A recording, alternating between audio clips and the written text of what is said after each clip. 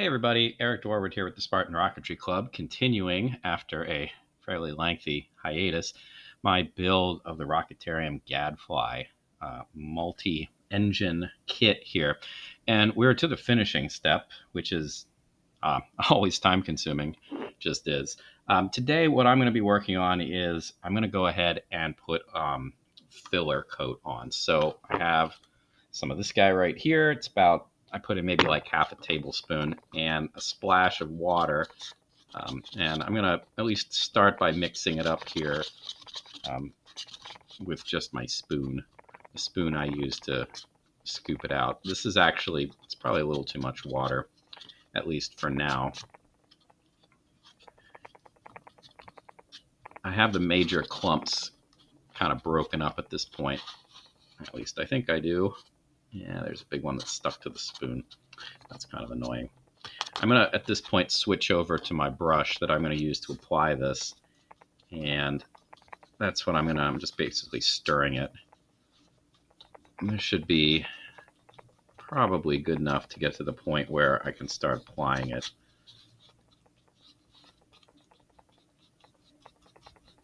The purpose of this is to fill in the grain of the wood. Now, this wood, whatever kind it is, I think Rocketarium tends to use basswood, but it could be balsa. Yeah, it looks like balsa. It's not that bad. It's pretty mild, as a matter of fact. So this might not be the most essential step, but I do my best with this. Because if you don't do anything with it, it's usually pretty obvious and doesn't look that great. Because having a nice smooth coat is how you're going to get a nice smooth coat of spray paint eventually. And if you don't do anything to the wood, well, the grain's going to show through, and it's going to look, in all likelihood, a lot worse than whatever it looks like before you put the paint on. The paint tends to kind of amplify any little inconsistencies in the wood. You'll notice, too, that I did paint the top, so all the cut faces of this, I definitely want to put some of this fill on as well.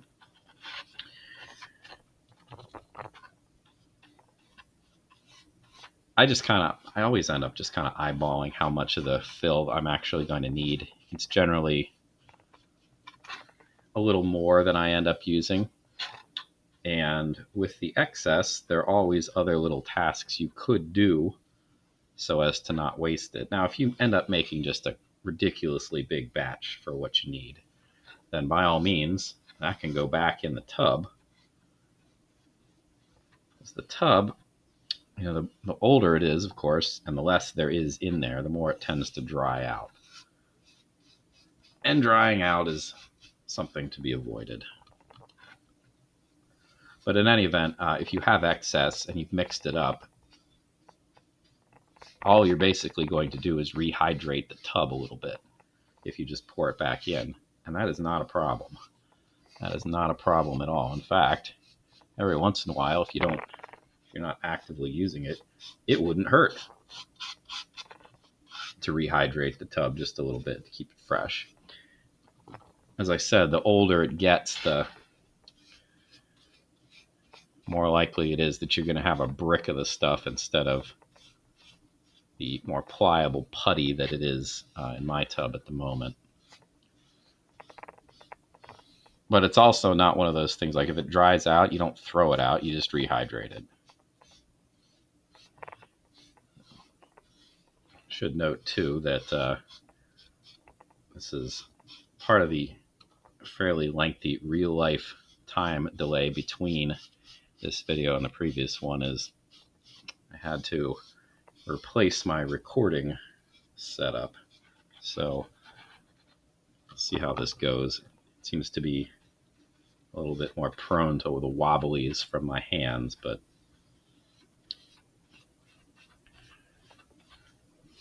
hopefully that's the biggest drawback, if there is one at all.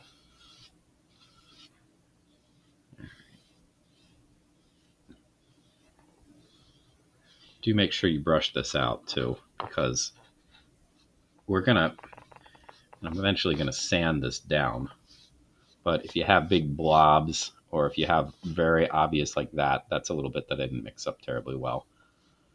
If you have big blobs, or if you have nasty brush strokes, then that's just more work you're gonna have to do later. Also, when you're doing this, there are definitely times like when I sand that I do like all the faces that are facing me. So like maybe I'm going to do all these and then this.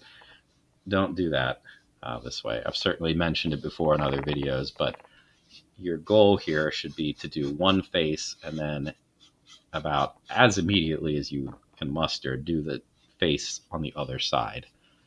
And the reason is you are putting something wet on wood.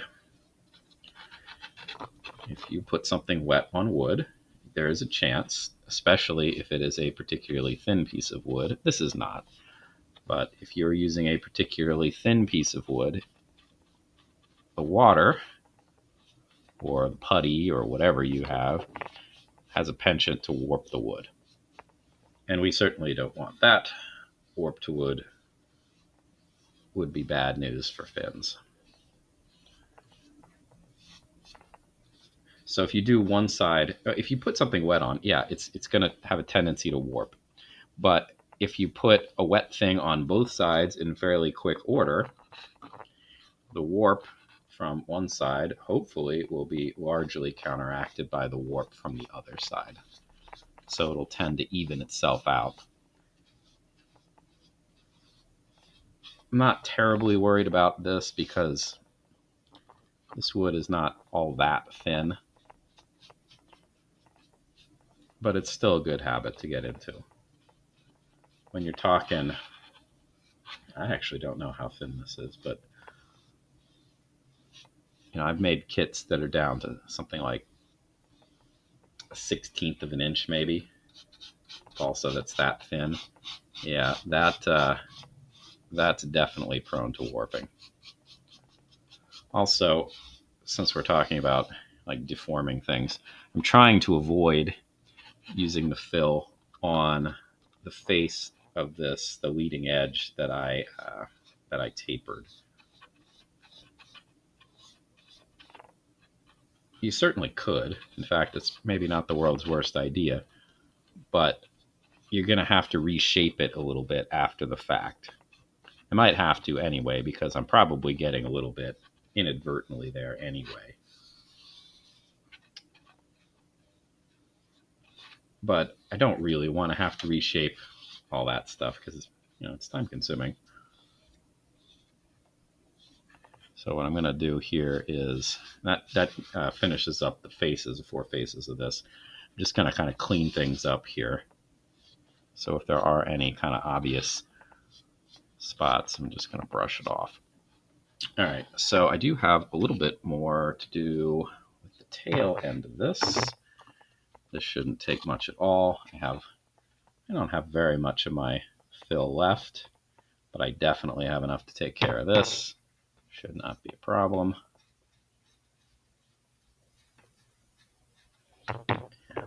This is going to be a little bit harder to keep the fill away from that tapered edge.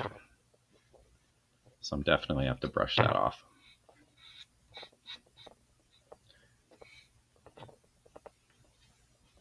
So this step, I don't think I'm going to record the next step because it's basically the same thing. But depending on how well this fills, you're definitely going to sand it down. That's the next step. Depending on how it looks, you might repeat this process, but in the intervening time, I'm going to anyway, I'm going to put a layer of sanding sealer on this. Sanding sealer is like actual paint, or at least the bottle that I have is like actual paint. And it does basically the same thing as this step does, except that it's kind of a finer level. This is kind of like the coarse adjustment, and the sanding sealer is more like the fine tuning at the end. I actually can't see if I'm getting the back side of that well enough, so I will have to double check that after I've gotten all this painted on here. It's not critical, but it would be nice. You know, it'd be nice to have that nice and smooth. Do the tops though. The Rocketarium, they look. I don't know how they cut it. I mean, they use a laser, but I don't exactly know how they use the laser cutting. But it does kind of make a kind of like a sawtooth to it. So you'll want to fill that. The Estes kits, when they use this stuff, they don't. I don't know what they do either, but it ends up more porous. And if you don't do any fill, it frequently has little like bubbly looking holes in it when you paint over the edges. It also makes it harder to paint the edges. So if you put this stuff on, it's at least a nice white, consistent base coat. All right, so I am basically done here. The back ends are adequate, I guess. I have a little bit of this stuff left. What I'm going to do with it is I'm going to look at the spiral of the tube, and I might fill it in. Now, you can touch it to see how noticeable it is. It's very dark in this tube because of the construction method. The darkness should go away when I paint it, so I'm not actually worried about that. I'm more worried about how noticeable it is. So I don't think I'm actually going to fill the whole thing. Like the front part of this tube looks really nice. It's very smooth. What I am going to do though is I'm going to paint this stuff, the remainder of this stuff, into the seam that I have where I glued the two tubes together, because that's a pretty noticeable crack. This is not going to like magically erase it, but it'll certainly make it better than it is, because it is pretty noticeable right now. So basically I'm just going to fill this in as if it were a big seam, and I'm going to brush it a little bit smoother just to try to get the brush strokes most of the way off. I'm going to sand this, of course, but again, the idea is to minimize the amount of sanding that you have to do. Now, you certainly could go through all the seams and just brush over top of them, like so, right, and fill them all in. I don't really think that's necessary on this kit. I might live to regret this decision later, but ultimately this is purely aesthetic. Yeah, it'll affect the aerodynamics of the rocket if the tube is pretty noticeably grooved, but I can't imagine that that's going to be a big deal for this kit. Mostly because I'm pretty confident that my final paint job won't be super awesome, and that the spiral of the tube will be pretty trivial compared to whatever little paint imperfections I end up making. So I'm not really going to worry about that. What I am going to do is I'm going to stand the rocket up, and I'm going to let it dry. This stuff dries pretty fast. In fact, where I started is probably almost dry at the moment. Wash out the brush, chuck the cup, and I will come back maybe at the end of the day and sand this thing down. As I mentioned, I'm going to put the sanding sealer coat on it next.